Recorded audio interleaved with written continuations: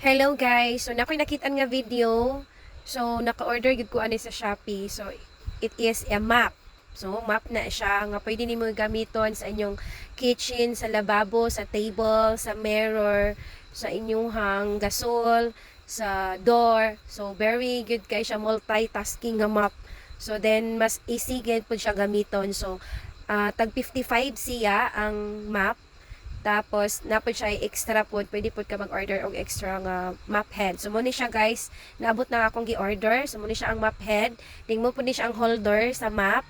Okay, so, i-insert lang nimo ang map head dira sa iyang holder.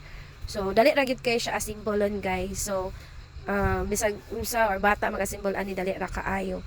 So of course ato na siyang gitry. So akong limpyuhan na nga mo ang banggera. So ang tiles hugaw kaayo. So gitry gyud nako siya guys. So very legit gyud kaayo siya. So dili pa mabuling imong kamot, dili pa mabasa. So kay katumang gud siyang mop head is muto siya mag-absorb sa water nga hugaw o di ba kana pag pag i-push nimo siya pataas guys tong naay kuan diri sa center mo release din siya water nga katong mga hugaw nga water. So inanaon lang siya pag gamit.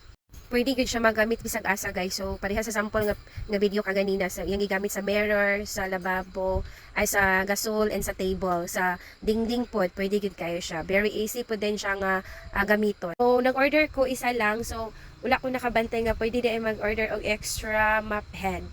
So, muna siya guys. Very legit kayo siya. Then, ang iyang price siya kay pag-order na ko sa Shopee kay nag-sale sila sa 55 and 25 pesos ang map head. So mas mahal pa siya ang shipping fee guys. Pero at least legit kayo siya. So, pag-order na ko is 55 pesos kay kuan man sila, nag-sale. So, instead nga 99, nahimo lang siyang 55 pesos.